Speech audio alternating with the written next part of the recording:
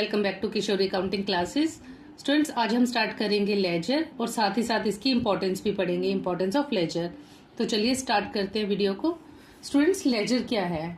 Laser एक book है जिसके अंदर हमारे बिजनेस में होने वाली जितनी भी ट्रांजेक्शन्स होती हैं, जितनी भी हम ट्रांजेक्शन करते हैं, उसमें जितने अकाउंट बनते हैं हम उन सबके हेड बनाते हैं लेजर बुक के अंदर।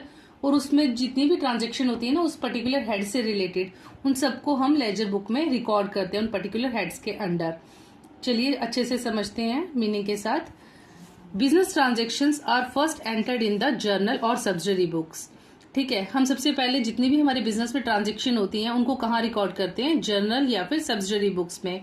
ठीक है, जब हम जर्नल बुक में रिकॉर्ड करते हैं तो ट्रांजेक्शन्स को किस तरह से रिकॉर्ड किया जाता है स्टूडेंट्स?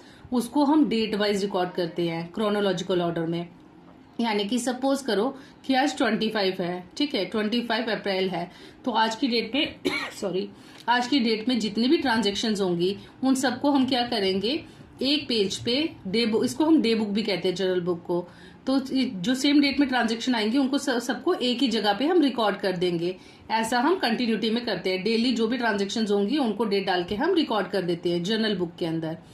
अब क्या होता है कि अगर सपोज करो किसी पर्टिकुलर पार्टी से रिलेटेड मुझे इन्फॉर्मेशन चाहिए कि अभी तक उस पार्टी को हमने कितना सामान बेचा है, उससे हमें कितना अमाउंट आ गया और कितना हमें बकाया है जो रिसीव करना है उस पार्टी से, तो हम उसको कैसे चेक करेंगे? जर्नल बुक में अगर हमें इसे चेक करना हो तो वो बहुत लेंथी प्रोसेस हो जाता है, बहुत ही कॉम्प्लिकेटेड हो जाता है। हम क्या करते हैं, हमारा नेक्स्ट स्टेप रहता है जर्नल बुक्स के बाद हम लेजर बनाते हैं। ठीक है, तो उसमें हम क्या बनाते हैं? लेजर बुक के अंदर सबके सेपरेट हेड बनाते हैं। हमने जर्नल एंट्रीज की है ना, तो जर्नल एंट्रीज में हम क्या बनाते हैं? अकाउंट बनाते हैं, जैसे purchase account to cash account, right. तो हम क्या करेंगे, जब लेजर्स बनाएंगे तो हम उसमें एक परचेज का हेड बनाएंगे, एक कैश का हेड बनाएंगे। जितनी भी ट्रांजेक्शन होती हैं उसके हम क्या बनाते हैं? हेड्स बनाते हैं। और सेम नेचर की जितनी भी ट्रांजेक्शन होती हैं उनको हम क्या करते हैं? उस अकाउंट के अंदर रिकॉर्ड करते हैं। ठीक है, the next step is to transfer the entries to the respective accounts in the ledger. ठीक है, हमारा नेक्स्ट स्टेप क्या रहता है कि जितनी भी हमने जर्नल एंट्रीज की हैं जर्नल बुक में उन सबको हम क्या करें? लेजर बुक में पोस्ट करें। ठीक है, उनकी एंट्रीज जो है वो लेजर बुक में डालें। जो मतलब जो अकाउंट हम बना रहे हैं, जैसे सपोज सेल्स का अकाउंट बनाया हमने, तो जितनी भी हमारी जर्नल एंट्री में हमने सेल्स की रिकॉर्डिंग की होंगी ना, सेल्स की एंट्रीज डाली होंगी, उन सबको हम सेल्स के हेड के नीचे रिकॉर्ड कर देंगे। ऐसे ही कैश का करेंगे और बाकी सब ट्रांजेक्शन्स को भी। जैसे कैश की बिजनेस में जितनी भी ट्रांजेक्शन होंगी, हम जर्नल एंट्रीज में जितनी भी कैश की ट्रांजेक्शन्स डालेंगे ना, उसको भी क्या करेंगे? हम कैश का अकाउंट बनाएंगे और जितनी भी ट्रांजेक्शन्स होंगी, जितना भी कैश आया और जितना भी कैश गया है बिजनेस से, उन सबको क्या करेंगे? हम उस कैश अकाउंट के अंदर रिकॉर्ड करेंगे। ठीक है, ये होती है हमारी लेजर बुक, जिसमें हम क्या कर देते हैं? अपने जितनी भी ट्रांजेक्शन्स होते हैं उनको क्लासीफाई कर देते हैं और जो उनसे रिलेटेड अकाउंट होते हैं सब ट्रांजेक्शन्स को उसमें रिकॉर्ड कर देते हैं। ठीक है, ledger is a book where all the transaction related to a particular account are collected at one place. ठीक है, जितनी भी ट्रांजेक्शन्स होती हैं पर्टिकुलर अकाउंट से रिलेटेड उसको हम एक ही जगह पर रिकॉर्ड कर देते हैं। इसको प्रिंसिपल बुक भी कहा जाता है और बुक ऑफ फाइनल एंट्री भी कहा जाता है। ठीक है, उसके बाद आ जाती है स्टूडेंट्स हमारी importance, need and importance of ledger. Ledger की जरूरत क्या है, उसकी क्या नीड है, उसकी क्या इंपॉर्टेंस है, लेजर हमें कैसे हेल्प करती है? तो इसका फर्स्ट है the transactions are recorded in the ledger on the permanent basis. हम जितनी भी ट्रांजेक्शन इसके अंदर रिकॉर्ड करते हैं वो परमानेंट बेसिस पे रिकॉर्ड हो जाती है, यानी कि परमानेंटली उसमें रिकॉर्ड हो जाती है। As a result, any accounting related information is readily available from the ledger. हमें जब भी किसी भी अकाउंट से रिलेटेड कोई भी इंफॉर्मेशन चाहिए वो हम आसानी से इससे ले सकते हैं। ठीक है, सेकंड है with the help of ledger, with the help of ledger the mathematical accuracy of calculation can be easily verified। मतलब हमारी जो कैलकुलेशन हो रही है वो सही हो रही है या नहीं, हम जो टोटल्स कर रहे हैं वो सही हो रहे हैं या नहीं, वो हम लेजर्स के थ्रू आसानी से चेक कर पाते हैं। ठीक है, with the help of ledger the total amount owed to the individual and the organisation can be easily known. ठीक है, इससे क्या होता है, जब भी हम लेजर बनाते हैं उसकी हेल्प से हमें पता चल जाता है अगर हमें किसी पार्टी से पैसा लेना है या फिर किसी पार्टी का हमारा बकाया है जो हमें देना है। ठीक है, वो दोनों ही हमें आसानी से इसमें पता चल जाते हैं। ओके, नेक्स्ट है it is easy to calculate the income, expenditure and profit and loss of the business organisation. हमारी ऑर्गेनाइजेशन का जो भी इनकम है, एक्सपेंडिचर है या फिर प्रॉफिट एंड लॉस है, वो हमें आसान हो जाता है कैलकुलेट करना with the help of laser.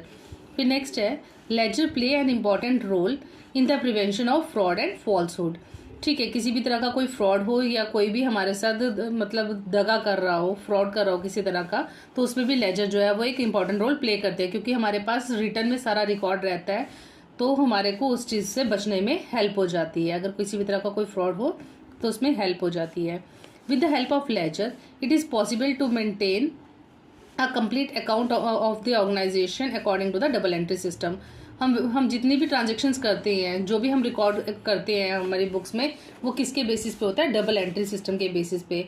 हम जो भी ट्रांजेक्शन करते हैं उसका क्या होता है? डबल इफेक्ट होता है ना, दो जगह इफेक्ट होता है उसका। जैसे कि हम परचेज करते हैं गुड्स, तो हम गुड्स आएंगे, कैश जाएगा, होगा ना डबल इफेक्ट। तो इसको हम कहते हैं डबल एंट्री सिस्टम, कि दो जगह इफेक्ट पड़ेगा। अगर एक चीज़ डेबिट होगी तो दूसरी ऑटोमेटिकली क्रेडिट होगी, राइट। फिर है next financial statement shall be prepared with the information of from ledger. हम जो लेजर्स बनती हैं उनके बेसिस पे हमारी क्या बनती है? फाइनेंशियल स्टेटमेंट्स बनती है। फाइनेंशियल स्टेटमेंट्स क्या होगी? Trading account, profit and loss account and balance sheet. ये जो बनते हैं हमारे फाइनेंशियल स्टेटमेंट, वो किसके बेसिस पे बनते हैं? लेजर के बेसिस पे। जो इन्फॉर्मेशन हमें लेजर के थ्रू मिलती है, उस इन्फॉर्मेशन के बेसिस पे ये फाइनेंशियल स्टेटमेंट्स जो है वो प्रिपेयर की जाती हैं। ठीक है, लास्ट क्या है? It helps to make any decisions of the business organisation. Ledger की हेल्प से हम क्या करते हैं? हमारी जो मैनेजमेंट है वो डिसीजंस लेने में ये हमारे लेजर्स उसे हेल्प करती है। नेक्स्ट है फॉर्मेट ऑफ लेजर।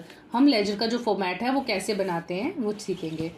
तो स्टूडेंट्स, इसका जो फॉर्मेट है उसमें क्या रहता है? ये बेसिकली टी शेप होता है। हमने अकाउंट पहले भी पढ़ा था कि अकाउंट क्या होता है। लेजर भी क्या है, इसमें भी अकाउंट ही बनते हैं। तो ये टी शेप होता है। इसमें दो साइड्स होती हैं, left side and right side. Left hand side जो होती है वो होती है डेबिट साइड, और राइट साइड होती है क्रेडिट साइड। इसमें जो कॉलम बनते हैं उसमें आता है date, particulars, journal folio, amount. ये हो गया डेबिट साइड का। फिर again date, particular, journal folio, amount. ये हो गया क्रेडिट साइड का। स्टूडेंट्स, आई होप आपको ये समझ में आया होगा कि लेजर क्या होते हैं और उसके इम्पोर्टेंस क्या है, और फॉर्मेट को भी आप अच्छे से समझ पाए होंगे कि फॉर्मेट कैसे। आई होप आपको लेजर और उसके इम्पोर्टेंस समझ में आए होंगे, और फॉर्मेट भी आपने अच्छे से ध्यान से पढ़ लिया होगा कि इसका फॉर्मेट कैसे बनेगा। तो स्टूडेंट्स, अगर आपको ये वीडियो अच्छी लगी है, हेल्पफुल है आपके लिए, तो प्लीज़ वीडियो को लाइक और चैनल को सब्सक्राइब करना मत भूलिएगा। आपके लाइक्स मुझे मोटिवेट करेंगे और वीडियोस बनाने में, और अच्छा कंटेंट आपके लिए बनाने में, ताकि मैं और अच्छे से आपके लिए वीडियोस बनाकर लाऊं जो आपको हेल्प करे आपकी स्टडी में। तो आप प्लीज़ मुझे सपोर्ट करें और मुझे मोटिवेट करें कि मैं और अच्छी वीडियोस आपके लिए बना सकूं।